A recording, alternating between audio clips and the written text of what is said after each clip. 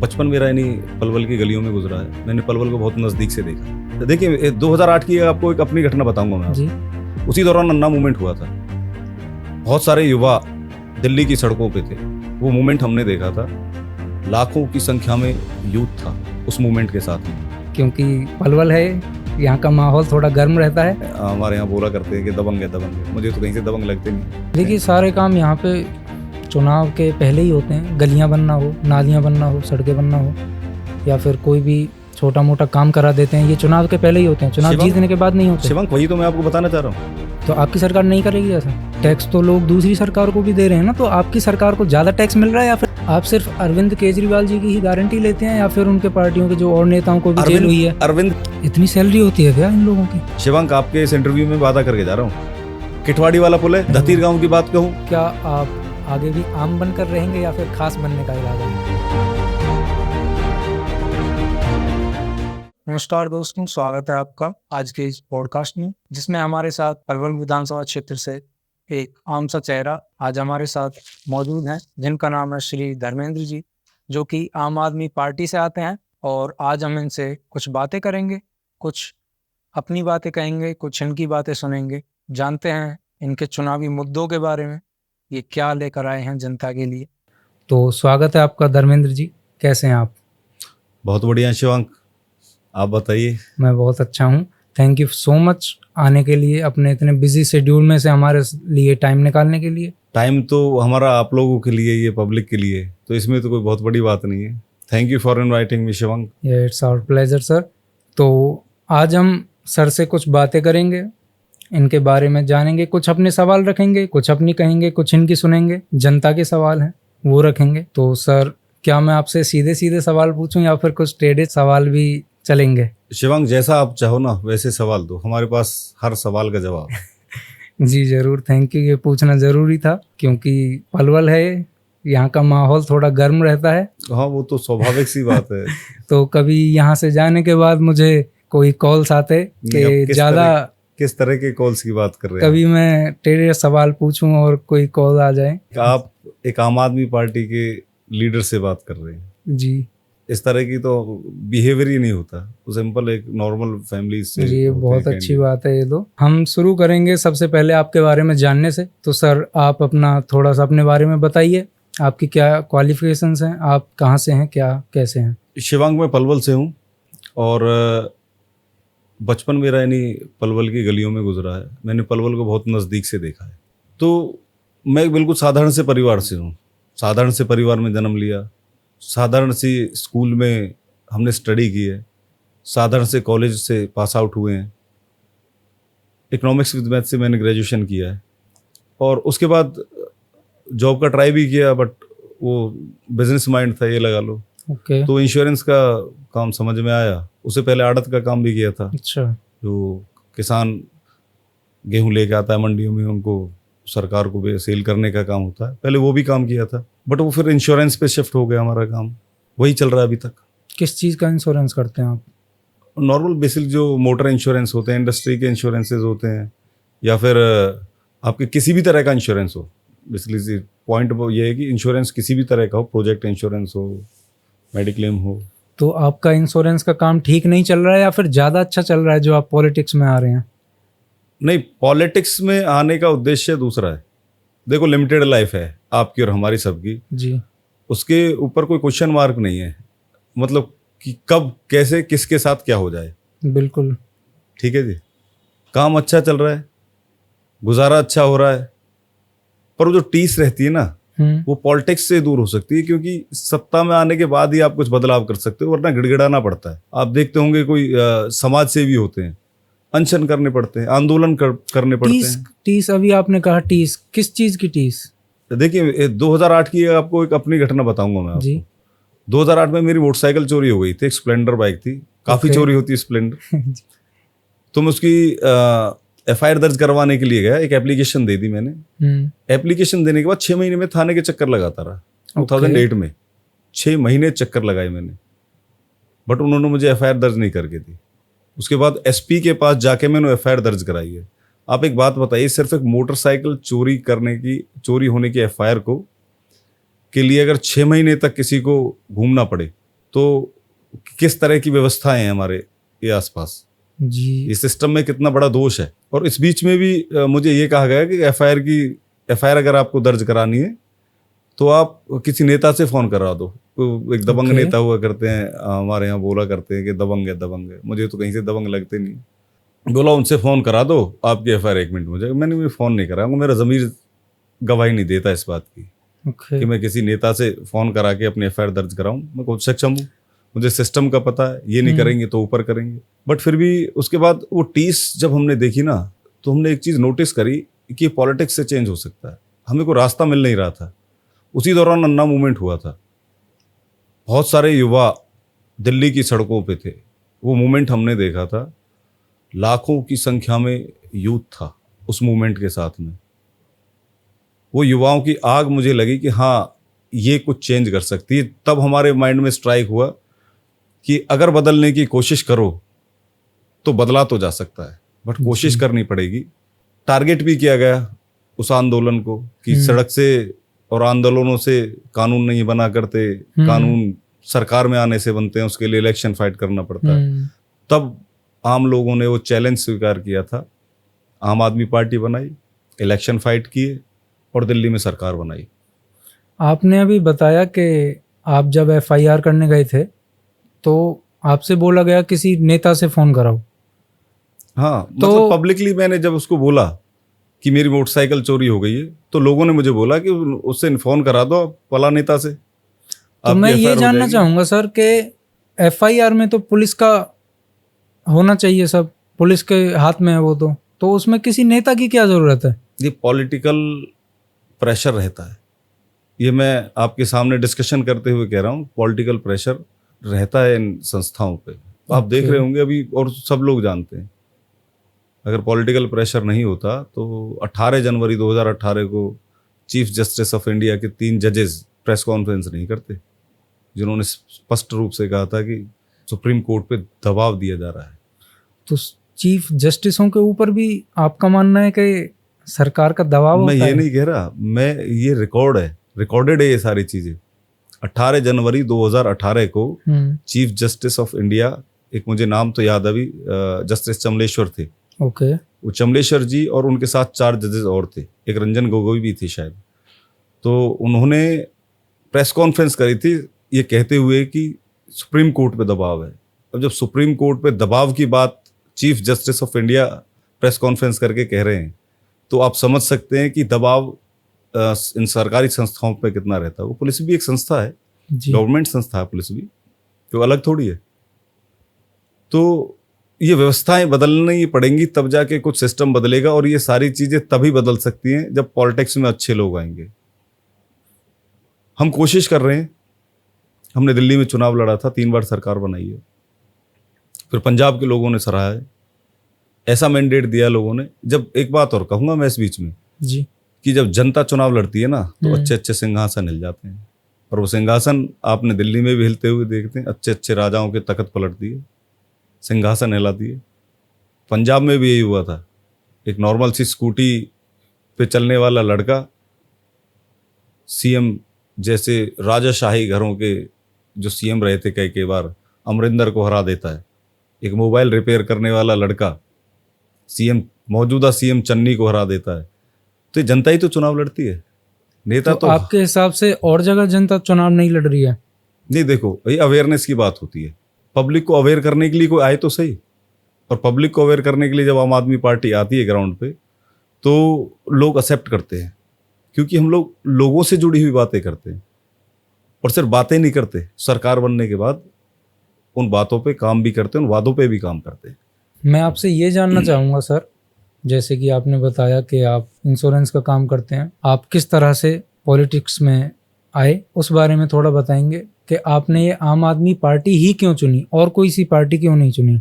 देखिए, मैं शिवांक बताऊं आपको, हम बाई चॉइस पॉलिटिक्स में नहीं आए, क्योंकि हमारे ना पिताजी ने कभी पॉलिटिक्स की, ना हमारे कभी दादाजी ने पॉलिटिक्स में रहे कभी। हम सिंपल से साधारण से किसान परिवार से थे। पिताजी की जॉब लग गई, हम लोग पलवल आ गए, पलवल की गलियों में घूमे, ओके। हम बाय चॉइस नहीं आए पॉलिटिक्स में, हम बाय चांस आए हैं। जैसा मैंने आपको बताया कि अन्ना मूवमेंट में हम गए थे, तो बदल सकता है हाँ जी, और वो पॉलिटिकली इजीली बदल सकता है।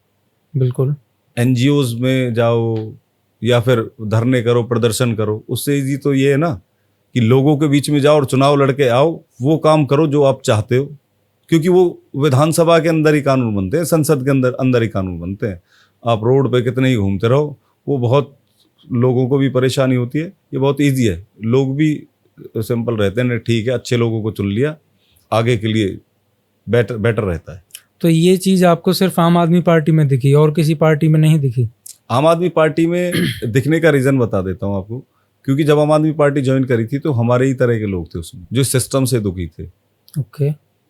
जो टूटी हुई सड़कों से दुखी थे, टपकती हुई छत जिन सरकारी स्कूलों थी उससे दुखी थे, प्राइवेट स्कूल्स की हायर फीस से दुखी थे, प्राइवेट हॉस्पिटल्स की जो अमाउंट होता है, जो बिल आता है, उससे दुखी थे। वो उस दौरान उसी तरह के लोग शामिल हुए थे और नई थी, हमने आज तक संभाल के रखा। आज तक भी आम आदमी पार्टी में इसी तरह के लोग हैं, जुनूनी लोग हैं। ये पैसे वाले भले ही हों, पर जुनून के आगे पैसा काम नहीं आता। वैसे ये जानकर बहुत अच्छा लगा कि आप एक हमारे पलवल में एक पढ़ा लिखा नेता भी है कोई जो कि अभी सामने आ रहा है। शिवांक, बात देखो, पढ़े लिखे तो बाकी और भी नेता है, बात नियत की होती है। ऐसा नहीं है कि पढ़ा लिखा नेता कोई भी हो वो भ्रष्टाचार नहीं कर रहा हो, पढ़े लिखे भी भ्रष्टाचार करते हैं। बात नियत की है। हम लोग अच्छी नियत के साथ पॉलिटिक्स में आए हैं, हम पॉजिटिव पॉलिटिक्स करना चाहते हैं, हम नेगेटिव पॉलिटिक्स नहीं करना चाहते। आपके हिसाब से पॉलिटिक्स अच्छी चीज है? पॉलिटिक्स से अच्छी तो चीज ही नहीं है। और मुझे एक बात बताइए कि पॉलिटिक्स के बिना एक सिंगल आदमी भी तो नहीं है जो पॉलिटिक्स नहीं करता। जब वो वोट डालने जाता है तो पॉलिटिकल माइंड होता है उसका कि इसको वोट करना है या उसको वोट करना, उससे सोचता है और वो वोट करता है, तो वो पॉलिटिकल है। बिल्कुल। तो एवरीवन इज पॉलिटिकल। तो आप चाहेंगे कि आपके बच्चे भी पॉलिटिक्स में आए या फिर वो भी आपके जैसे विचार रखते हैं? देखो, पॉलिटिक्स में आना एक इंटरेस्ट भी होता है किसी किसी का। अगर उनको पॉलिटिक्स में इंटरेस्ट है तो वो खूब आए, बिजनेस में इंटरेस्ट है तो बिजनेस में जाएं, जॉब में इंटरेस्ट है जॉब में जाएं। जहां वो बेटर कर सकते हैं वो काम करें, जहां वो अपना बेस्ट दे सकते हैं वो काम करें, क्योंकि जब बेस्ट दोगे तभी तो आउटपुट निकलेगा। बिल्कुल। ऐसे खाना पूर्ति करने से तो कहीं भी काम नहीं चलता। क्योंकि हमने तो सर शुरू से यही सुना है कि बेटा ये राजनीति पे कम ध्यान दो, पढ़ाई लिखाई पे ध्यान दो। तो हमें तो यही सिखाया गया कि पॉलिटिक्स अच्छी चीज नहीं है। ये सारी चीजें नेताओं ने बनाई हुई हैं, ओके। जिससे कि एक आम आदमी पॉलिटिक्स में आने की कोशिश ही ना करे आम आदमी, क्योंकि उस सिस्टम का पता चल जाएगा कि कहाँ से लूपहोल से, कहाँ से 2 नंबर से पैसा कमाया जाता है, कहाँ 2 नंबर के ठेके लिए जाते हैं, कहाँ कहाँ किन किन हिस्सों में देश की संपत्ति का बंटवारा किया जाता है, फिर देश की संपत्ति जो आप और हम लोग टैक्स का पैसा देते हैं उसका बंटवारा होता है। तो ये ऊपर के लोगों की चाल है बहुत अच्छी, जो कहते हैं ना पॉलिटिक्स गंदी है, पॉलिटिक्स गंदी है, पॉलिटिक्स गंदी है। तो ये वो रीज़न है, इसलिए कहते हैं वो लोग कि आम लोग घुस ना पाए इसमें, इसीलिए बड़े बड़े आडंबर। और कहते हैं कि भाई मैं आपको अभी हाल ही की एक बात बताता हूँ। पार्टी ने मुझे कैंडिडेट चुना, उससे पहले मुझसे लोग कहते थे कि भाई चुनाव लड़ेगा तो 10 करोड़ रुपए तो कम से कम चाहिए, वो तो 20 करोड़ रुपए लगा देगा। भाई पलवल का इलेक्शन तो बड़ा महंगा है धर्मेंद्र, तेरे से बात बनेगी नहीं। वो तो 15 वो तो रुपयों की बोरी खोलने के लिए तैयार हैं। वो डराते हैं लोगों को, जिससे कि आम लोग डरे रहें और पॉलिटिक्स में ना आए।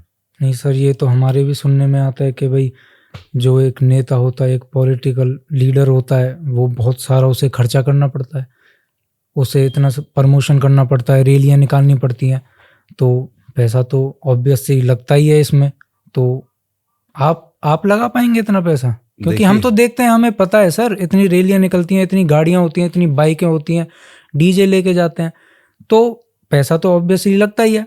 होर्डिंग्स लगा रहे हैं, अपने बोर्ड लगा रहे हैं, प्रमोशन कर रहे हैं हर जगह, तो सर पैसा तो करोड़ों लगता होगा इसमें। तो क्या आप लगा पाएंगे इतना पैसा? देखो, हमने दिल्ली का चुनाव लड़ा था, एक्सपीरियंस हुआ हमने हर घर से चंदा मांगा, हर घर से चंदा मांगा था हमने। ओके। किसी ने 10 रुपए दिए, किसी ने 100 दिए, किसी ने 500 दिए। अच्छा, आप जब की बात कर रहे हैं? जब 2013 में जब इलेक्शन फाइट किए थे, ओके, तो उस दौरान हमने घर घर से चंदा मांगा था।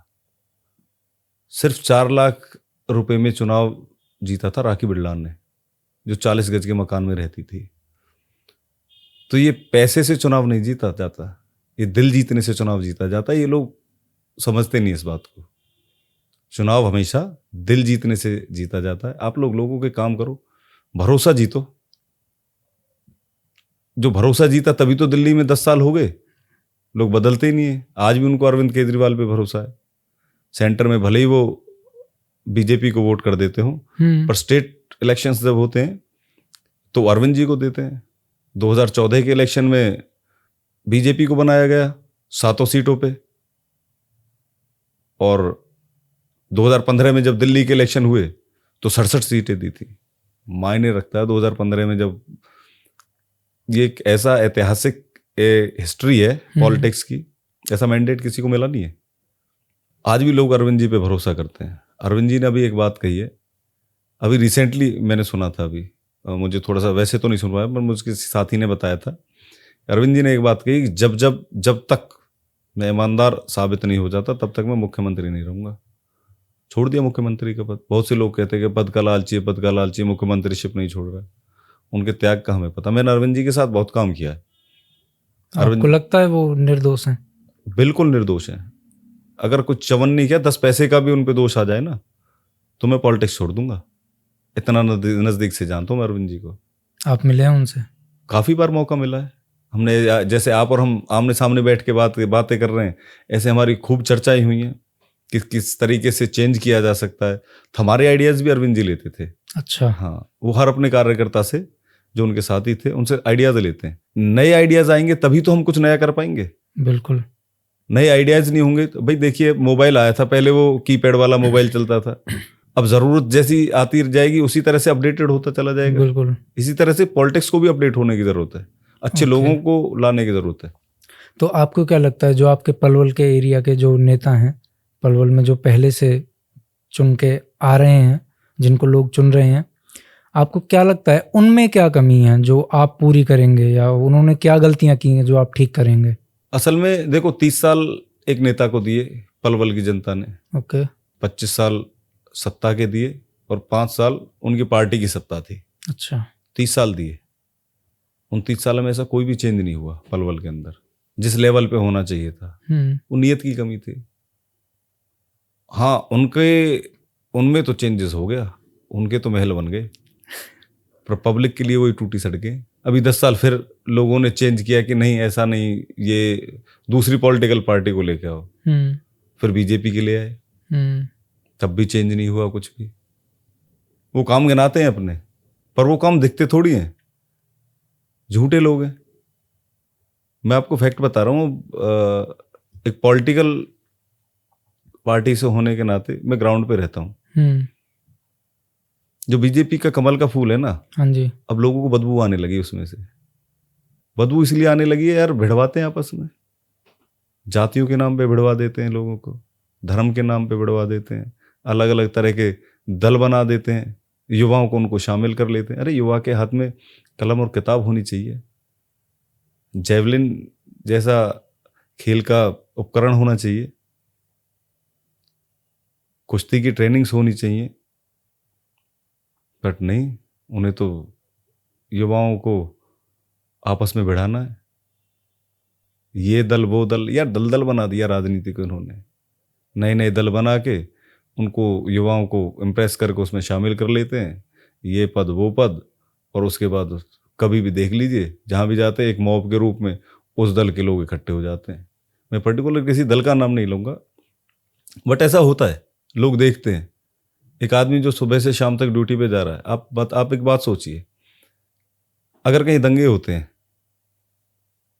कहीं भी दंगे होते हैं, और आप उन दंगों के आसपास हो, तो सबसे पहले अगर आपके परिवार को पता पड़ा तो क्या कहेंगे आपसे? सेफ रहने के लिए कहेंगे। क्या कहेंगे आप बताइए मुझे एक बार। वो कहेंगे कि नहीं जाना, या फिर घर रहो, सेफ रहो। या तो आप कहीं सेफ जगह चले जाओ, या फटाफट जितनी जल्दी से जल्दी हो सकता है घर आ जाओ। यार दंगे करता कौन है, करवाता कौन है, ये सोच के देखो। वो जो मैं कह रहा था ना, ये दल वो दल और दल दल बना दिया, ये वही सारी चीजें हैं। सब कुछ प्लान्ड तरीके से करते हैं ये लोग। पॉलिटिक्स में यूथ को इस्तेमाल कर रहे हो यार, आप अच्छे के लिए इस्तेमाल करो ना। मैं कह रहा था ना आपसे, पहले कि हम लोग पॉजिटिव पॉलिटिक्स करते हैं, नेगेटिव नहीं करते। हम लोगों की यूथ को रोजगार देने की बात करते हैं। पंजाब में हमारी सरकार बनी, हमने 45,000 तो 2 साल में सरकारी नौकरियां दे दी। ये लोग अभी बीजेपी की सरकार है हरियाणा में 6 महीने पहले नौकरी निकाल रहे हैं। भाई तुम 4.5 साल से कहाँ थे? 10 साल से तुम सत्ता में हो, 9.5 साल से तुम कहाँ थे? जो तुम चुनाव के टाइम पे लॉलीपॉप दे रहे हो, मूर्ख समझ रहे हो आप युवाओं को? नहीं, इस पब्लिक को बेवकूफ समझते हैं क्या ये लोग, पॉलिटिकल लोग? चुनाव आने से पहले रोजगार निकाल दी हमने, तो फिर ऐड दे देते हैं। देखिए सारे काम यहाँ पे चुनाव के पहले ही होते हैं। गलियां बनना हो, नालियां बनना हो, सड़कें बनना हो, या फिर कोई भी छोटा मोटा काम करा देते हैं, ये चुनाव के पहले ही होते हैं। चुनाव जीतने के बाद नहीं होते। शिवंक, वही तो मैं आपको बताना चाह रहा हूँ। तो आपकी सरकार नहीं करेगी ऐसा? हम तो सरकार बनते ही काम स्टार्ट कर देते हैं। आपकी जानकारी के लिए मैं बता देता हूँ शिवंक, कि जब 47 दिन की सरकार बनी थी हमारी, 28 हमारे विधायक आए थे। हमें मजबूरी में कांग्रेस से समर्थन लेना पड़ा था। हमने लोगों से फ्री बिजली का वादा किया था, करप्शन फ्री दिल्ली का वादा किया था लोगों से। सरकार बनते ही हमने सबसे पहले बिजली के बिल हाफ कर दिए थे और पानी का बिल माफ कर दिया था। हमने वेट नहीं किया कि 4.5 साल मटर गश्ती कर लेते हैं। हम डे 1 से काम स्टार्ट कर देते हैं। पानी का बिल माफ कर दिया और बिजली का बिल हाफ कर दिया। अब आपकी तरफ से ये बताइए कि आपको पलवल की जनता क्यों चुन के लाए? ये तो पलवल के लोग तय करेंगे, हम तो अपने विचार ही रख सकते हैं ना। तो अब पलवल के लिए क्या विचार हैं आपके? देखिए, हम हरियाणा में इलेक्शन लड़ रहे हैं। आम आदमी पार्टी पलवल से भी इलेक्शन लड़ रही है और 90 की 90 विधानसभा सीटों में हम लोग इलेक्शन लड़ रहे हैं। हम अरविंद केजरीवाल जी की 5 गारंटियों को लेके लोगों के पास जा रहे हैं। कौन कौन सी? जो हमने दिल्ली में भी, गुजरात में भी लॉन्च करी थी और पंजाब में भी लॉन्च करी थी। पहली गारंटी है कि 300 यूनिट बिजली देंगे और वो भी मुफ्त देंगे। सेकंड है, अच्छे और बेहतर सरकारी स्कूल देंगे, प्राइवेट के लेवल के, जिनमें बच्चों की एजुकेशन अच्छी हो सके। ठीक। बच्चों को, उनके माँ बाप को ये लगे ना, गिलानी महसूस ना हो कि उनका बच्चा सरकारी स्कूल में जा रहा है। जी, होता है ना कभी कभी, इसीलिए तो प्राइवेट स्कूल में जा रहे हैं। बिल्कुल।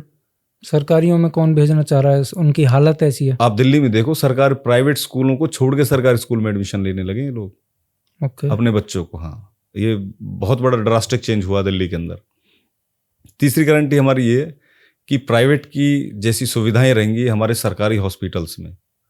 अगर किसी कारण से डिले होता है सरकारी हॉस्पिटल में, इलाज संभव नहीं हो पा रहा है किसी भी कारण से, कुछ भी कारण हो सकते हैं, डिले हो सकता है, लिस्ट बहुत लंबी हो गई, सुविधाएं जब अच्छी होती है तो लिस्ट लंबी हो जाती है, तो प्राइवेट हॉस्पिटल में इलाज कराएंगे, खर्चा सरकार देगी। इस बात की तीसरी गारंटी है। चौथी गारंटी हमारी ये है कि हर 18 साल से ऊपर की महिला को हम 1,000 रुपए सम्मान देंगे। एक बार या फिर साल में एक बार? हर महीने 1,000 रुपए। घर में 1 हैं, 2 हैं, 3 हैं, 4 हैं, ये मैटर नहीं करता। 5वीं हमारी गारंटी है, जो आज की डेट में हमारा युवा है वो बड़ा परेशान है, उसको रोजगार नहीं मिल रहा। अच्छा। हम 100% रोजगार देंगे, हम दे सकते हैं। अब सोच के देखिए यार शिवांक, कि जिस देश की जनसंख्या 140 करोड़ हो, उस देश का युवा बेरोजगार कैसे रह सकता है?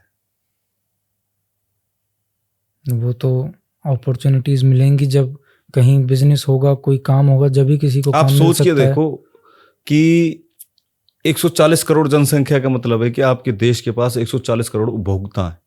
जी। अगर सरकार सत्ता मदद करे, कहीं भी इंडस्ट्री लग सकती है। हाँ। युवाओं को अवेयर किया जा सकता है कि आप सिर्फ जॉब पे मत रहिए, आप अपने इंडस्ट्री खोलिए, कोई छोटा मोटा व्यापार कर सकते हो। उसकी तरफ तो ध्यान ही नहीं है सरकारों का। हमारी सरकार का ध्यान है। बिजनेस ब्लास्टर करके हमने दिल्ली स्कूलों में एक कैंपेन चलाया था, उनमें बच्चों को 2-2 हज़ार रुपए देते थे कि आप इससे कुछ करके दिखाइए। अच्छा। तो इनोवेशन बनता है ना, बच्चों के अंदर एक रुचि पैदा होती है कि हम 2,000 रुपए से क्या कर सकते हैं, सरकार ने दिए। तो थॉट है, ये सोच है हमारी पार्टी का विजन है कि युवाओं को रोजगार दिया जा सकता है। रोजगार मांगने वाले ना बनके रोजगार देने वाले बनाया जा सकता है। तो ये विजन है हमारा। जैसा मैंने आपको कहा था पहले कि 140 करोड़ की जनसंख्या का मतलब है 140 करोड़ उपभोक्ता है हमारे देश के पास में। बाहर की कंपनियों को तो हमारे यहाँ आके युवाओं को रोजगार दे देती हैं और हमारे देश की सरकारें दे नहीं पाती। या फिर ऐसा कोई सेटअप नहीं तैयार कर पाती, ऐसी इंडस्ट्रीज नहीं इनपुट का लगा पाती अपने क्षेत्र में, जिससे कि युवाओं को रोजगार मिले। बहुत सारी चीजें यार। तो सर मैं एक चीज़ जानना चाहूँगा आपसे, जो कि बहुत सारे लोगों का सवाल भी रहता है हमेशा आम आदमी पार्टी से, कि हमेशा ये रहता है कि हम पानी फ्री दे रहे हैं, बिजली फ्री कर देंगे, पढ़ाई फ्री कर देंगे, तो सब फ्री फ्री फ्री। लोगों को आदत नहीं लग जाएगी फ्री फ्री खाने की, सब फ्री फ्री लेने की? लोग मेहनत क्यों करेंगे जब उनको सब फ्री मिलेगा? तो देखो शिवांग, ये जो फ्री वाला वर्ड आप यूज कर रहे हो ना, ये सरकार के पास पैसा आता कहाँ से? आप बताइए हमारे मुझे। टैक्स से आता है। टैक्स कौन देता है? हम लोग देते हैं। आपका पैसा अगर आपको दे दिया जाए वो फ्री है? बिल्कुल नहीं है। फ्री नहीं है ना वो। बिल्कुल नहीं है। वो सिर्फ एक फ्लो है।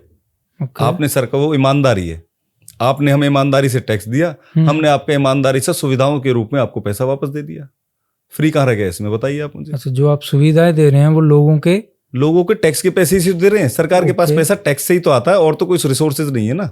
अच्छा। टैक्स कलेक्शन ही तो एक सरकार का रिसोर्स है, जो उनको लोगों को सुविधाएं देने के रूप में। हमने एजुकेशन फ्री दे दी, वो लोगों ने टैक्स दिया, उनको पैसा उनके एजुकेशन के रूप में दे दिया, हमने फ्री एजुकेशन करके तो दे दिया। टैक्स तो लोग दूसरी सरकार को भी दे रहे हैं ना, तो आपकी सरकार को ज्यादा टैक्स मिल रहा है या फिर दूसरी सरकारों को कम टैक्स मिल रहा है? हम अच्छी नीयत से काम करते हैं। दिल्ली में एक पुल बन रहा था, जिसकी लागत असेसमेंट जो होता है, जो गवर्नमेंट लेती है, वो 450 करोड़ का बनना था। ओके। वो दिल्ली सरकार ने 250 करोड़ में बना दिया। इसका मतलब 200 करोड़ की करप्शन थी उसके अंदर। आप समझ पा रहे हैं कितने ह्यूज अमाउंट में करप्शन होता है। ये ईमानदारी से अगर आप सत्ता चलाओ, सरकार चलाओ, तो बहुत सारी सुविधाएं हैं लोगों के लिए, यूथ के लिए। हमारा विजन है, हम जो सीनियर सिटीजन्स हैं हमारे, उनको अच्छे से रखना चाहते हैं, खुश रखना चाहते हैं, जिसके लिए हमारी दिल्ली सरकार तीर्थ यात्रा योजना चलाती है। ओके। अपने बुजुर्गों को, दिल्ली के बुजुर्गों को, माता पिताओं को तीर्थ यात्रा कराती है। अरे खुश रखो ना, अपने पूरा जीवन उन्होंने बच्चों के लिए निकाल दिया, सरकार को टैक्स देते देते निकाल दिया। बिल्कुल। तो सरकार का भी तो फर्ज बनता है ना कि अपने बुजुर्गों को, अपने क्षेत्र के बुजुर्गों को सुखी रखे। बहुत पैसा सरकार में, पैसे की कमी नहीं है, बट वो जो टैक्स का पैसा और पब्लिक को रिटर्न करने का पैसा के बीच में जो ये नेता खा जाते हैं ना, भ्रष्ट नेता और भ्रष्ट अधिकारी। तो आप भ्रष्ट नेताओं की, भ्रष्ट अधिकारियों की बात कर रहे हैं, तो हाल ही में आपके पार्टी के कुछ नेताओं पर भी ये आरोप लगे हैं। मैंने शिवांग आपसे पहले भी कहा था, तुमसे बोला था ना मैंने पहले, कि अगर अरविंद केजरीवाल पे, ये तो एलिगेशन है, कोई किसी पे भी लगा दो, कीचड़ फेंकते हैं ये लोग। आप सिर्फ अरविंद केजरीवाल जी की ही गारंटी लेते हैं या फिर उनके पार्टियों के जो और नेताओं को भी जेल हुई है? अरविंद केजरीवाल एक विचारधारा है, पहले तो मैं आपको ये बता देता हूँ। अच्छा। एक विचारधारा है, देश को विकसित करने की विचारधारा है। उस विचारधारा की बात हम लोग करते हैं, उस पर किस तरीके से काम किया जा सकता है उसको बात करते हैं। एक विचार को कैद कर दिया इन्होंने, एक विचार को जेल में डाल दिया इन्होंने। सिर्फ अरविंद केजरीवाल को थोड़ी जेल में डाला है, अच्छे स्कूल बनाने वालों को जेल में डाल दिया, मनीष सिसोदिया जी को। एक अच्छे विचार को ही तो जेल में डाला है, क्योंकि बच्चों को पढ़ने नहीं देना चाहते। अगर ये बच्चों को पढ़ा देंगे तो ये दल और वो दल जो मैं पहले कह रहा था, उसमें शामिल कौन होगा? बच्चे एजुकेटेड हो जाएंगे, वो सवाल करने लगेंगे इनसे। तो ये सारी चीजें, बहुत सारी चीजें इसके पीछे। मैंने आपको बोला था पहले भी, अगर अरविंद केजरीवाल पे 25 पैसे का भी आरोप क्या सिद्ध हो जाए ना, तो मैं राजनीति छोड़ दूंगा। मुझे इतना भरोसा अपने नेता पे। दिल्ली के पुल की मैंने आपको बात बताई थी जी। 450 करोड़ का उसका बजट था, 250 करोड़ बच गया, 200 करोड़ सरकार के बच गए। सरकार के क्या बच गए? लोगों के बच गए जी। ठीक है।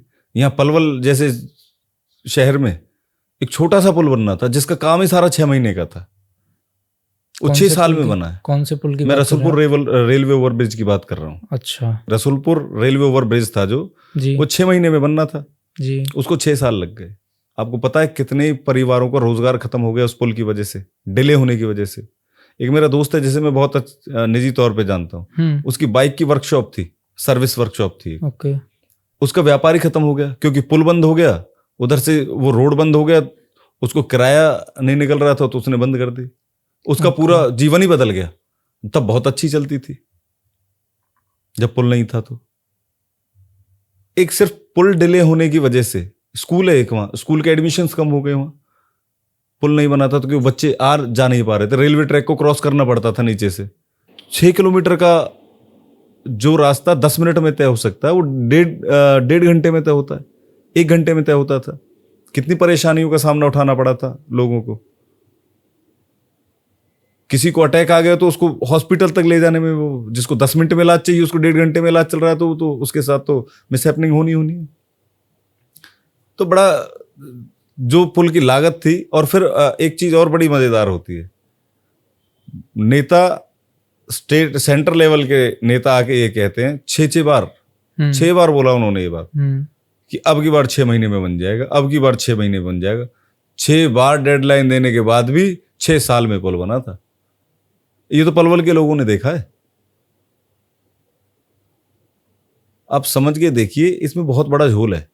अब पता नहीं किसी की रूमर्स जो थे वो ये थे कि टेंडर वाले ने जो उसको पुल को बना रहा था उसकी मंथली नहीं पहुंची, किसी अधिकारी को नहीं पहुंची, या फिर किसी नेता को नहीं पहुंची। ये होता है सिस्टम में शिवांग, ये इस सिस्टम में अभी तक हो रहा है। जो नेता बनते हैं उनकी मंथलियां सेट हो जाती हैं। इस तरह के नेताओं से आप काम क्या एक्सपेक्ट कर कैसे सकते हो? मुझे एक बात तो बताइए। एक नेता एक ही साल के अंदर या 5 साल के अंदर करोड़ों और अरबों का मालिक हो जाता है। ये कैसे पॉसिबल है? ये कौन सा व्यापार है? इतनी सैलरी होती है क्या इन लोगों की? सैलरी तो कुछ होती नहीं है जी। सैलरी में तो खर्चे भी पूरे नहीं होंगे नेता के, जिस तरह की व्यवस्थाएं हैं। क्योंकि आना जाना लगा रहता है लोगों का, क्योंकि पॉलिटिकल लोगों का जो कनेक्शन होता है, पॉलिटिकल लीडर्स का और पब्लिक का जो कनेक्शन होता है, उसके बीच में आना जाना होता है। तो घर आएगा तो चाय भी सर्व करनी होती है, सारे काम होते हैं उसमें। अगर उस हिसाब से देखा जाए तो नेता के खर्चे भी पूरे नहीं होते उसमें। तो रसुलपुर रेलवे ओवरब्रिज की बात मत करो आप एलिवेटेड पुल को देख लो पलवल के को, 6 साल में नहीं, और शायद 7-8 साल लोग परेशान रहे थे। ये बन सकता था जल्दी, पहले किसी और को टेंडर दे दिया, फिर किसी और को टेंडर दे दिया, फिर किसी और को टेंडर दे दिया। अरे पब्लिक परेशान हो रही है, पब्लिक को तुम्हारे टेंडरों से मतलब नहीं है, पब्लिक को काम से मतलब है। पर है क्या कि मलाई चाटने की आदत पड़ रही है इनको। मैंने कहा था ना, इस देश को 3 ही तरह के लोग बर्बाद कर रहे हैं, भ्रष्ट अधिकारी, भ्रष्ट व्यापारी और भ्रष्ट नेता।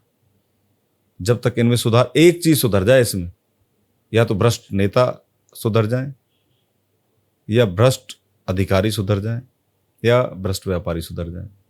इन तीनों का कॉम्बिनेशन, तालमेल चलता रहता है इनका, आपस में बनाते रहते हैं कि किस तरीके से पब्लिक के पैसे को लूटा जाए। इनमें से एक ईमानदार हो जाएगा ना तो पूरा सिस्टम सही हो जाएगा। आपने देखा होगा अशोक खेमका वाला केस था, वो ईमानदार अफसर था, बट कितना उसको मेंटली हराश किया गया। कभी किसी डिपार्टमेंट में फेंक देते थे, कभी किसी डिपार्टमेंट में फेंक देते थे। तो हमारे और बाकी पार्टियों के विजन में फर्क है। लोग हमें लाइक करते हैं हमारे विजन की वजह से, हम काम करके दिखाते हैं लोगों को, ऐसी बात नहीं है। हम काम करके दिखाया है हमने, लोग इसीलिए भरोसा करते हैं। ऐसे तो बस सिर्फ बातों से ही थोड़ी काम चलता है, काम करके दिखाना पड़ता है लोगों को। तो आप पलवल के लिए क्या काम करेंगे? स्पेशली पलवल के लिए बताइए कि आपको अगर लोग चुन के लाते हैं, या फिर क्यों चुन के लाएं लोग आपको, उस चीज़ की क्या गारंटी है? आप क्या क्या काम करेंगे, कैसे कैसे, क्या क्या विजन है आपका? देखिए, पहली बात, सरकार आई ना तो 5 साल का टाइम नहीं लूँगा, सिर्फ 2.5 साल का टाइम लूँगा। सबसे पहले तो इस पलवल को पेरिस बनाने का विजन है मेरे पास। ओके। पलवल को पेरिस बनाया जा सकता है। यहाँ की रोडें टूटी पड़ी हैं यार। म्यूनसिपल कमेटी में जो ये नगर परिषद है हमारा, इतना भ्रष्टाचार है, इतना भ्रष्टाचार, लोग लाइन में लगे रहते हैं। अगर कोई पैसा दे देगा तो 10 मिनट में काम हो जाए, तो नहीं तो 10 दिन में भी नहीं होता। शिवांक, आपके इस इंटरव्यू में वादा करके जा रहा हूँ, लोगों का जो इन्होंने भ्रष्टाचार से पैसा लिया है ना, अगर लोगों ने मौका दिया मुझे, तो एक एक पाई लोगों तक पहुंचाऊंगा उसकी सुविधा के रूप में। ये मेरा आपके इस इंटरव्यू में वादा है आपसे। हमने देखा है सिस्टम में रह के कि किस तरह से ये अधिकारी और नेता लोगों को पैसे को लूटते हैं। दुख होता है यार, हमें तब भी दुख होता है जब सिस्टम सुधारा जा सकता है और जानबूझकर नहीं सुधारा जा रहा। सरकारी हॉस्पिटल्स को अगर अच्छा कर दिया जाएगा, अब देखिए, सरकारी हॉस्पिटल में एक मशीन पड़ी है सीटी स्कैन की, वो खराब पड़ी है, क्या वो सही नहीं की जा सकती? की जा सकती है ना। अगर वो मशीन किसी प्राइवेट संस्था में होती तो वो 1 घंटे में सही हो जाती। कोई सॉफ्टवेयर में प्रॉब्लम आ रही है तो 2 दिन में हो जाती, 3 दिन में हो जाती। 6-6 महीने मशीनें खराब पड़ी रहती हैं। ब्लड सैंपल के लिए लोग लाइन में लगे पड़े रहते हैं। दवाइयां नहीं मिलती। अगर वो दवाइयां दे देंगे फ्री तो बाहर मेडिकल स्टोर से कौन खरीदेगा? कौन उस 10 रुपए की दवाई को 200 रुपए में खरीदेगा अगर वो अंदर फ्री में दवाई देने लगे तो? ये सारा ट्रैप है।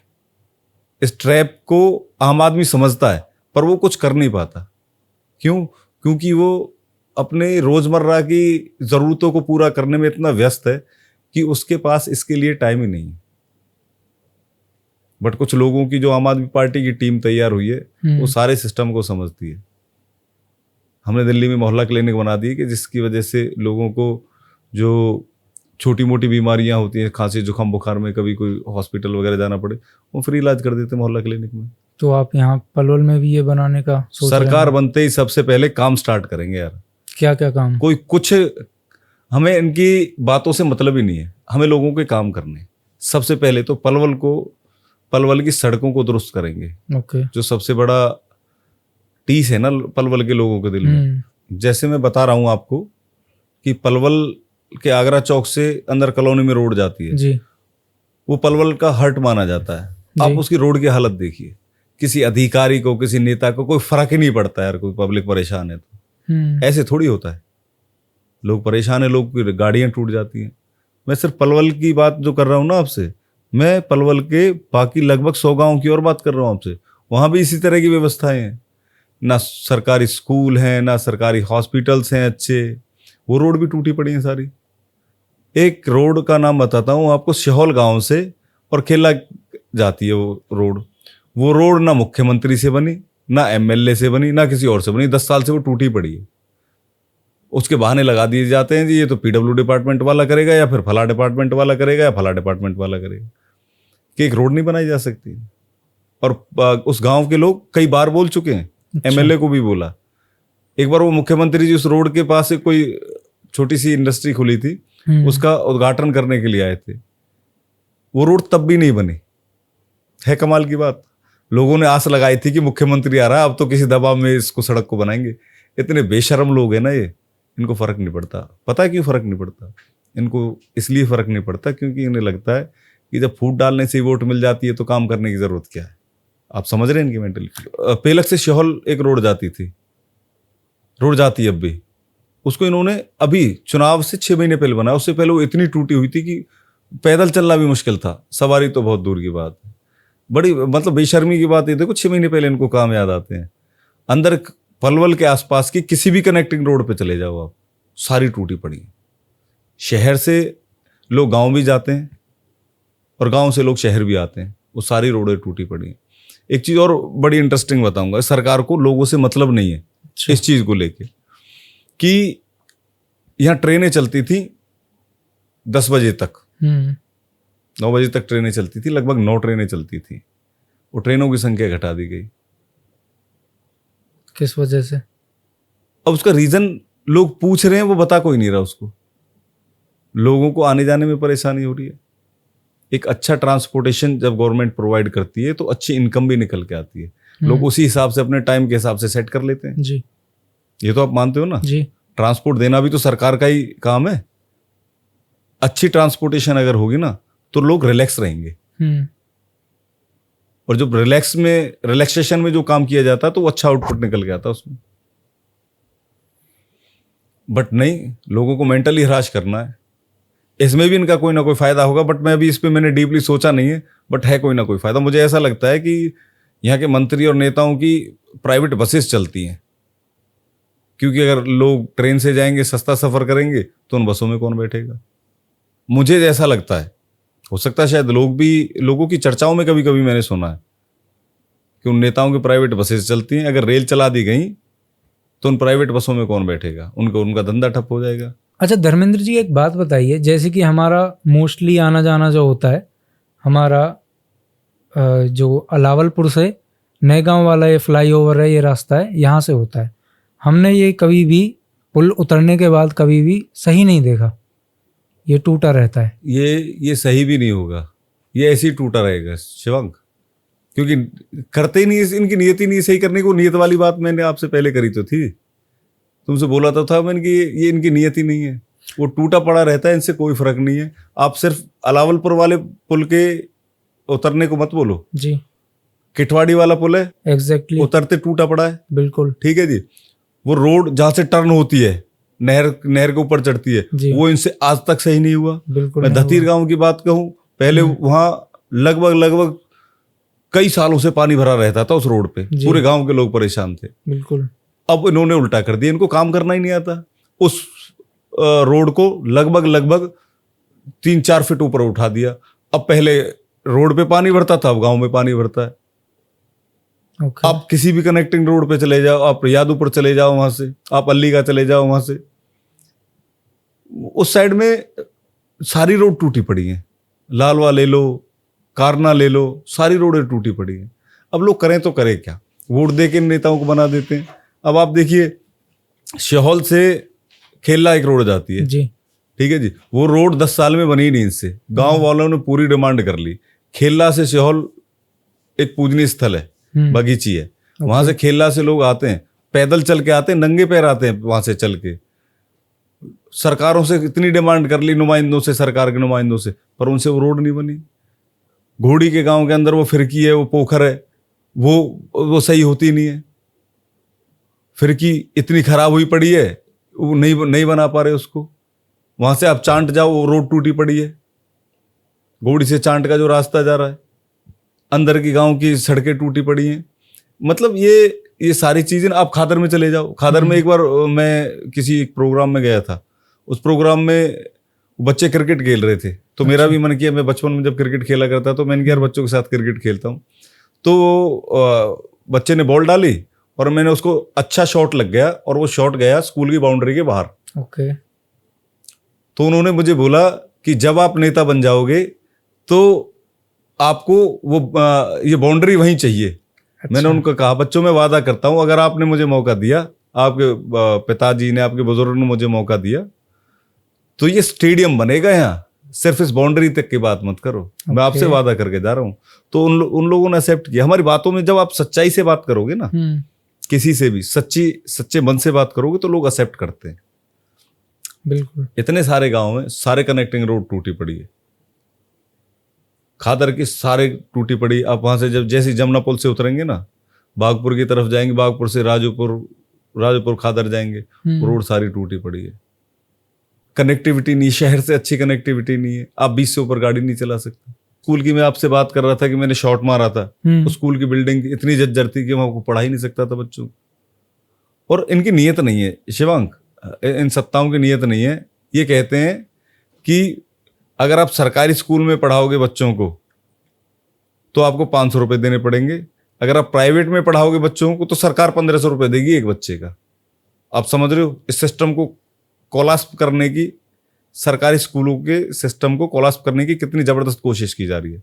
एक बार तो दे देंगे, 1 साल दे देंगे, 2 साल दे देंगे, सरकारी स्कूल में बच्चे आने बंद हो जाएंगे, फिर ये स्टेटमेंट लेके आएंगे कि सरकार मतलब बच्चे आते ही नहीं है यहाँ, तो इसलिए इन स्कूलों को बंद कर दिया जाए। सर मुझे तो नहीं लगता कि किसी भी स्कूल में आज के टाइम पे 1500 फीस होगी। नहीं, सरकार देती है ना गरीब बच्चों को। मतलब ये आर्थिक रूप से जो कमजोर बच्चे हैं, जो बच्चे आर्थिक रूप से कमजोर होते हैं, सरकार ने ये रूल निकाला था कि अगर आप प्राइवेट में पढ़ाओगे अपने बच्चों को तो सरकार उनको 1500 रुपये पे करेगी, और आप सरकारी स्कूल में पढ़ाओगे तो आपको 500 रुपये फीस पे करनी पड़ेगी। ओके, ठीक है। ये सिस्टम को, एजुकेशनल सिस्टम को कोलैप्स करने का कितना तगड़ी इन्होंने स्ट्रेटेजी बनाई है।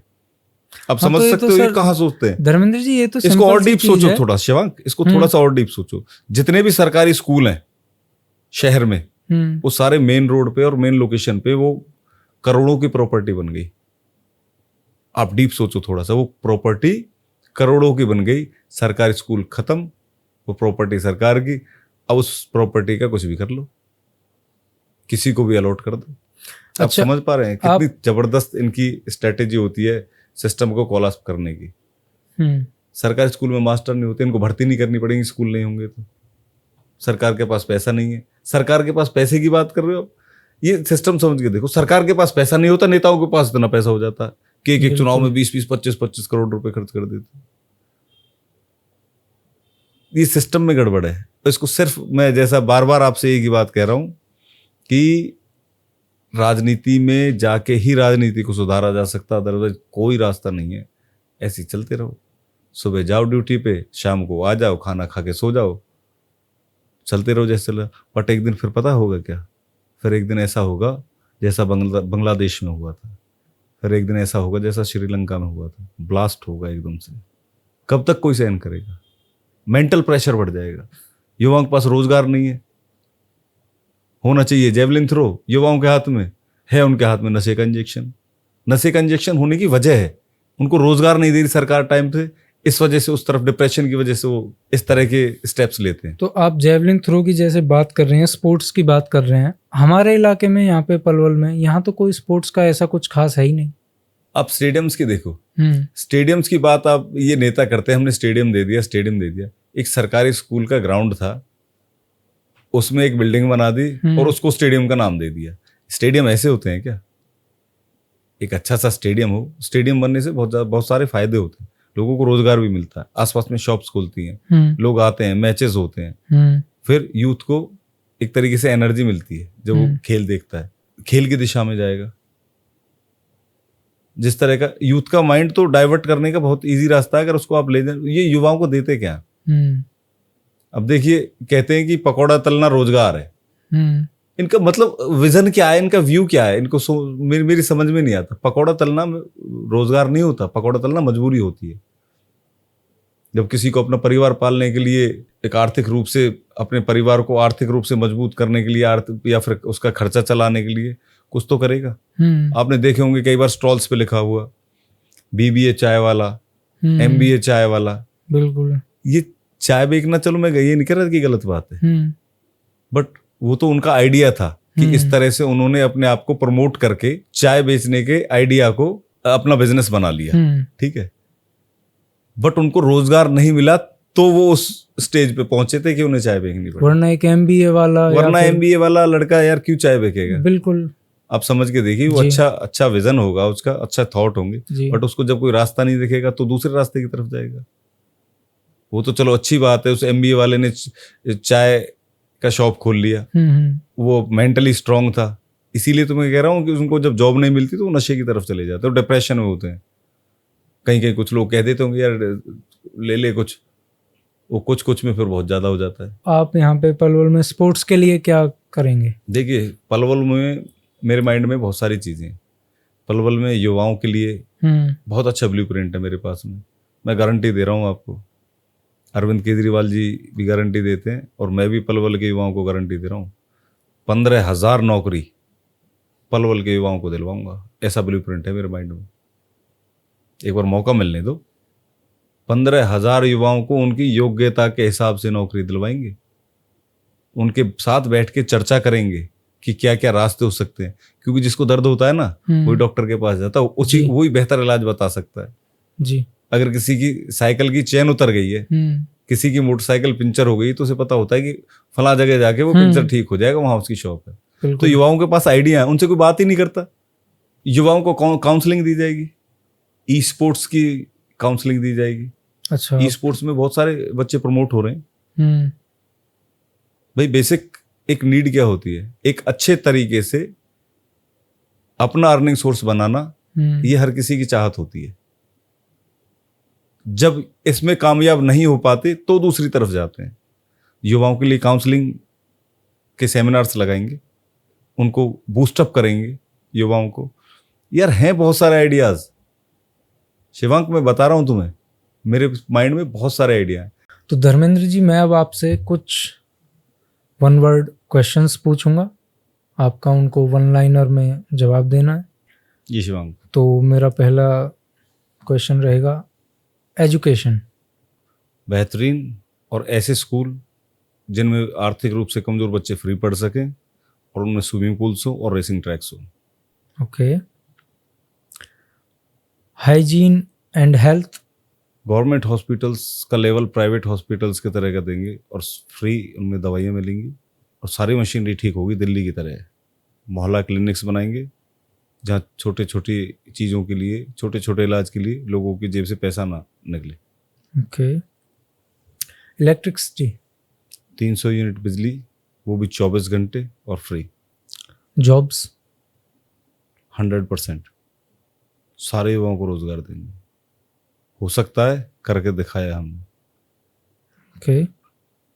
स्पोर्ट्स, स्पोर्ट्स में बहुत बेहतरीन और शानदार स्टेडियम बनाएंगे पलवल के अंदर, जो कि अभी तक के ये पॉलिटिशियंस नाकामयाब रहे हैं।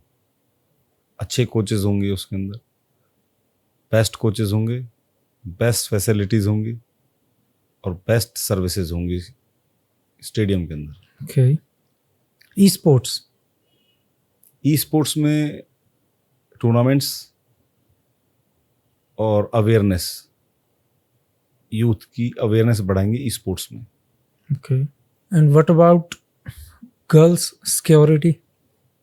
जैसे दिल्ली में मार्शल लगाए हैं बसेज में, इसी तरह से मार्शल लगाएंगे गर्ल्स के लिए कॉलेजेस के बाहर।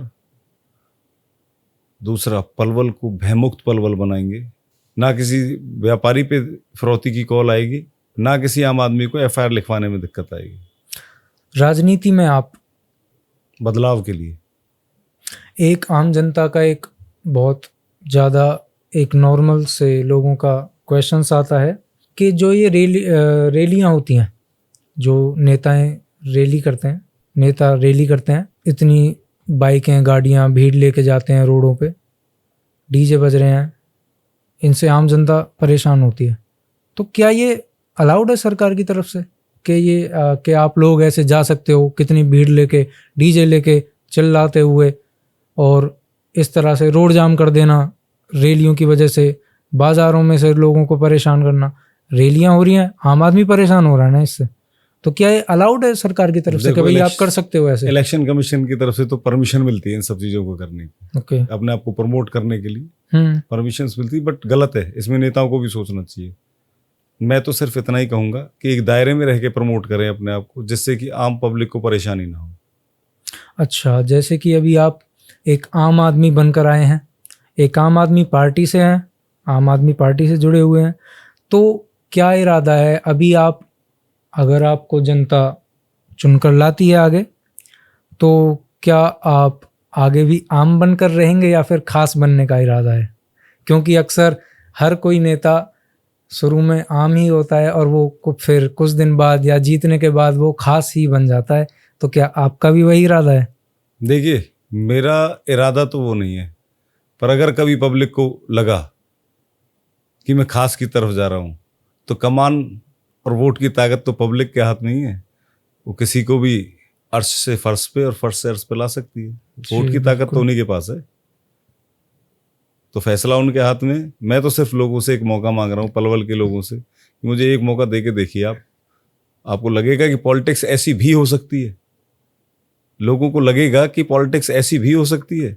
इतने सारे तरीके के काम कराए भी जा सकते हैं, अच्छे स्कूल्स भी बनाए जा सकते हैं, अच्छे हॉस्पिटल्स भी बनाए जा सकते हैं, अच्छी रोडें भी बनाई जा सकती हैं, सिक्योरिटी सिस्टम को मजबूत किया जा सकता है, युवाओं को रोजगार भी दिया जा सकता है, बिजली भी फ्री मिल सकती है।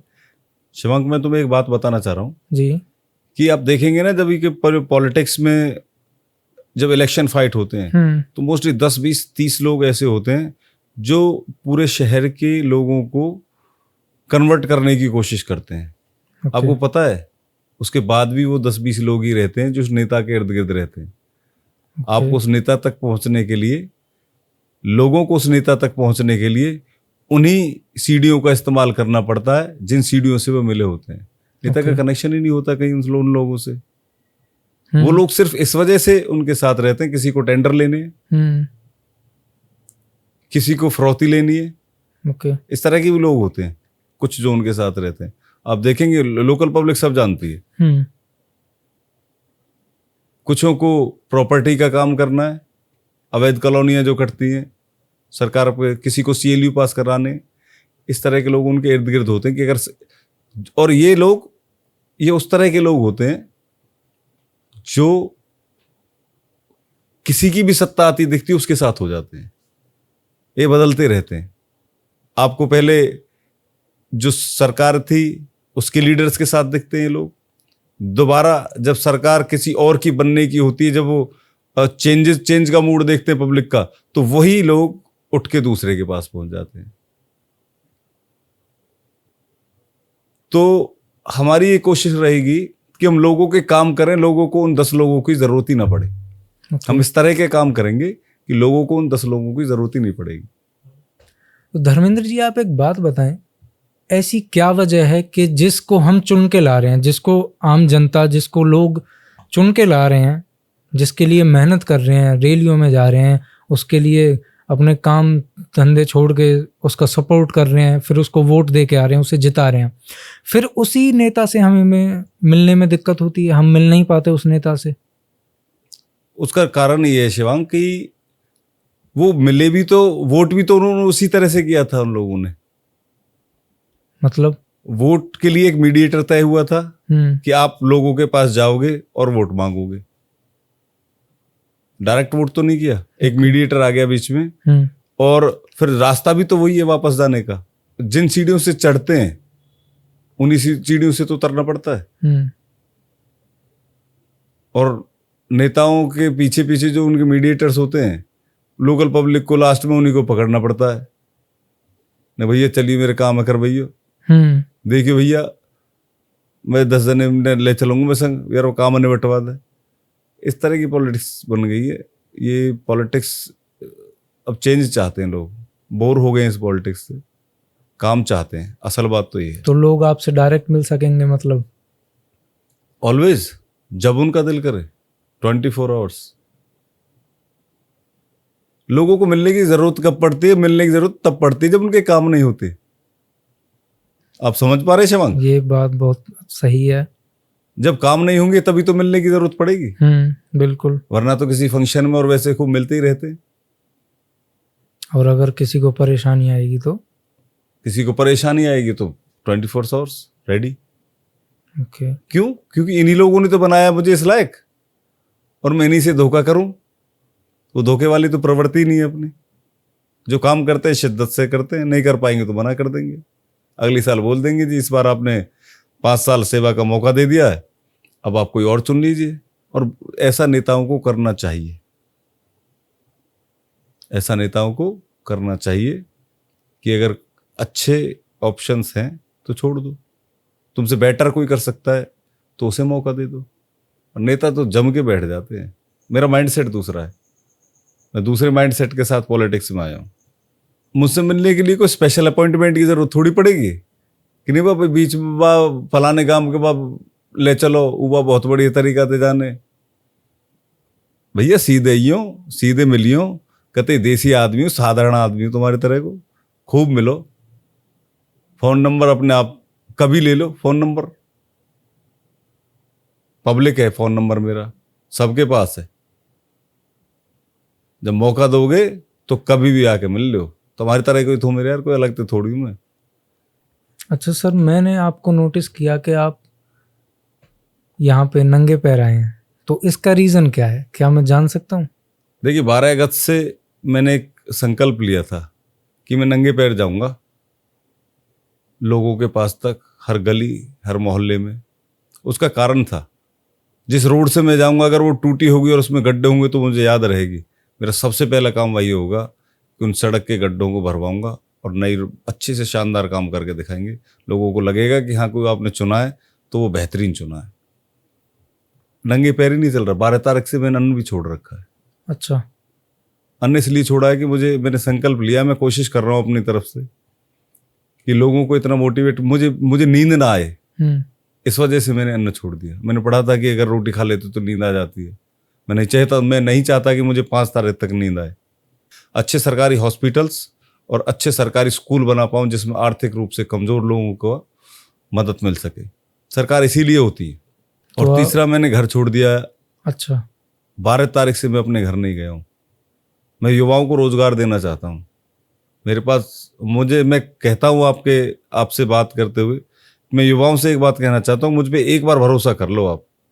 आपके जो ख्वाब हैं उनको पूरा करने में आपका भाई आपकी पूरी मदद करेगा।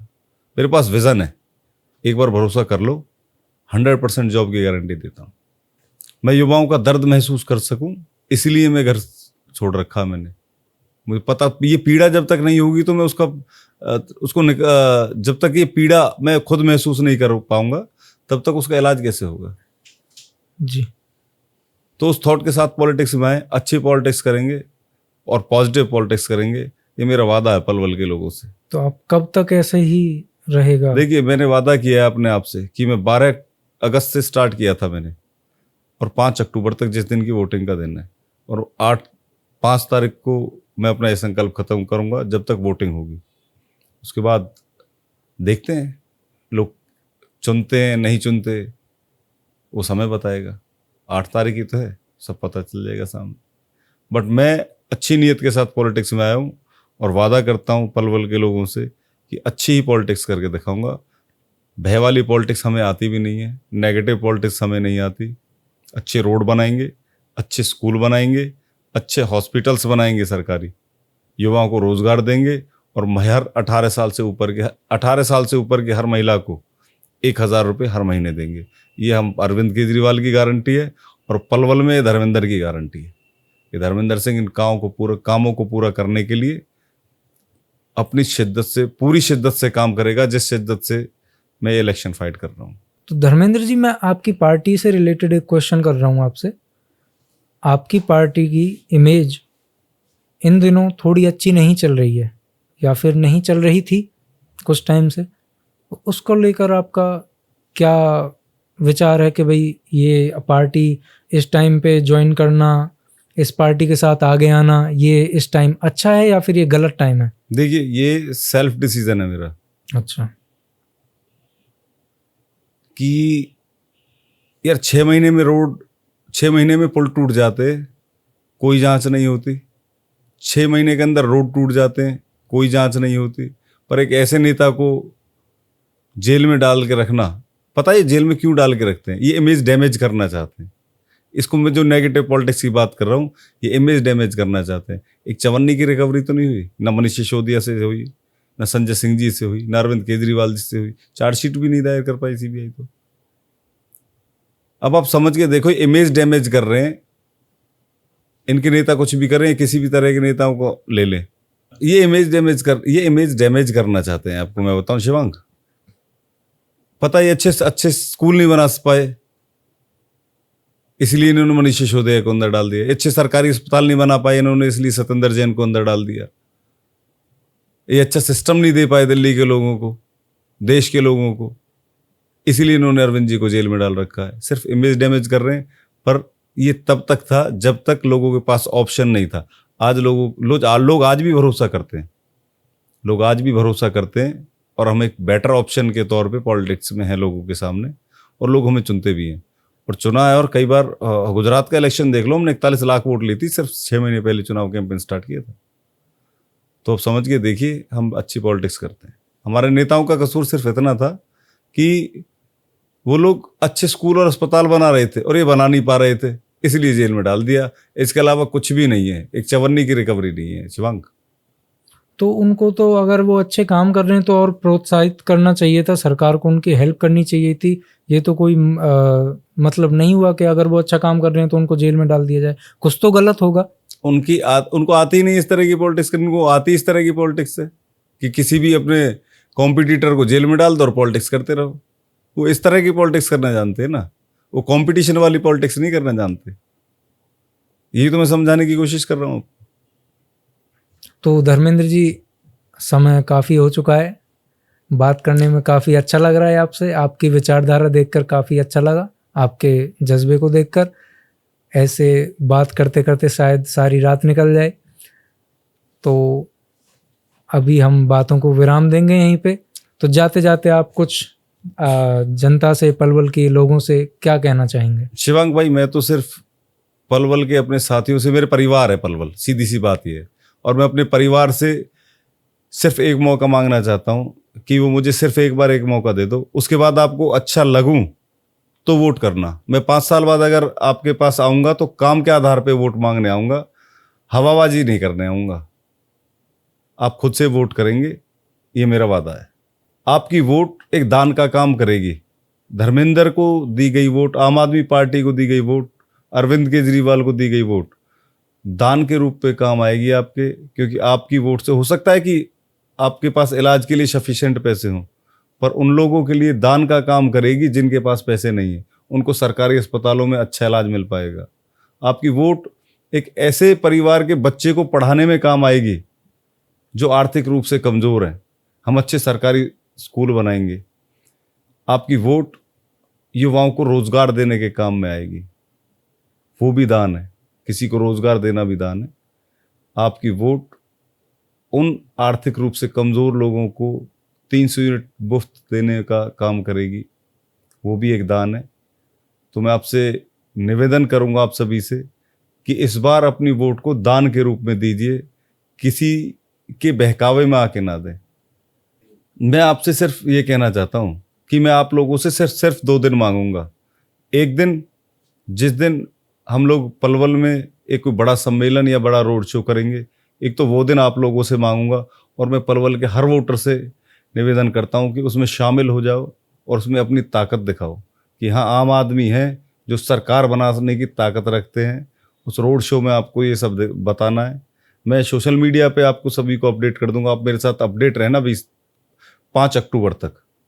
और एक दिन वो, जिस दिन आप वोट डालने जाओगे, आपका एक भी वोट इधर उधर नहीं जाना चाहिए। आपकी वोट दान है। अगर आप आर्थिक रूप से सक्षम हैं तो आपके लिए दान है, और अगर आप आर्थिक रूप से सक्षम नहीं है, आपको इन सब चीज़ों की ज़रूरत है, तो ये फिर आपकी वोट आपकी ज़रूरत है, वो सारी ज़रूरतों को ये वोट पूरा करेगी।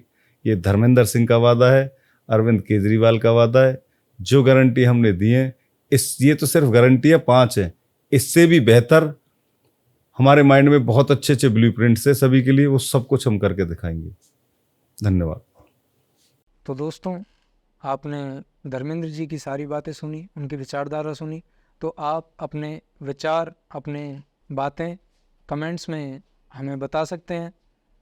जो भी आपको जैसा लगा, आपकी बातें रख सकते हैं कमेंट्स में। जैसे कि हमने देखा, धर्मेंद्र जी तो आपके साथ हैं, क्या आप आपके साथ हैं, ये हम आने वाली 5 तारीख को देखेंगे। धन्यवाद।